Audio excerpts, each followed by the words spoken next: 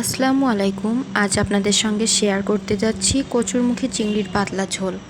এর জন্য প্রথমে কিছু কচুরমুখী নিয়ে নিয়েছি। কচুরমুখীগুলোকে ভালো করে খোসা ফেলে কেটে নিতে হবে। এবার কড়াইতে কিছু পানি দিয়ে গরম করে সেই গরম পানির ভেতর কচুরমুখী দিয়ে ভালো করে নেড়েচেড়ে নিতে হবে, যেন গায়ে লেগে থাকা ময়লা পরিষ্কার হয়ে যায়, কেবল ধুয়ে ফেলার জন্যই। পরে একটি ছাঁকনিতে করে পানি ঝরিয়ে নিয়েছি। দেখতেই পাচ্ছেন গায়ে কোনো ময়লা নেই। আর এখানে ঠান্ডা পানি ব্যবহার করা যাবে না, কারণ অনেকের গলা চুলকানোর সমস্যা থাকতে পারে বা অ্যালার্জির সমস্যা থাকতে পারে। এই জন্য যদি গরম পানি দিয়ে ধুয়ে নেওয়া হয় তাহলে কোনো প্রকার গলা চুলকাবে না। এবার কড়াইতে সামান্য সর্ষের তেল দিয়ে তার ভেতরে ভালো করে গরম করে নিয়েছি এবং রান্নার রেগুলার তেল দিলেও এখানে হবে।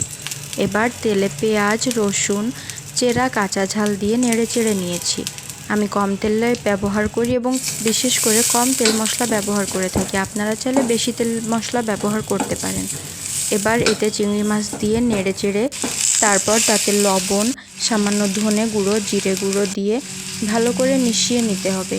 সামান্য পানি দিয়ে কষাতে হবে। মাছ কষানো হলে তার ভেতরে দিয়ে দিতে হবে পরিষ্কার করে রাখা কচুরমুখী। এই পর্যায়ে কচুরমুখীগুলোকেও কষিয়ে নেব। আগে সিদ্ধ করে নেওয়ার থেকে এভাবে কষিয়ে রান্না করলে তরকারির স্বাদ বেড়ে যায়।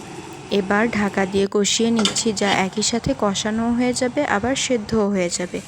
ঢাকা খুলে নেড়েচেড়ে ঝোলের জন্য পানি দিয়ে দিলাম। এখানে আমি গরম পানি ব্যবহার করেছি। ফুটে উঠলে একটু লবণ চেক করে নিতে হবে। চাইলে এই স্টেজে কাঁচা ঝাল হালকা চিড়ে দিতে পারেন, এটাতে ভালো ফ্লেভার আসতে পারে। ব্যাস, হয়ে গেল গাটি কচু বা কচুরমুখীর পাতলা ঝোল। এটি হলো কচুরমুখী চিংড়ির পাতলা ঝোল।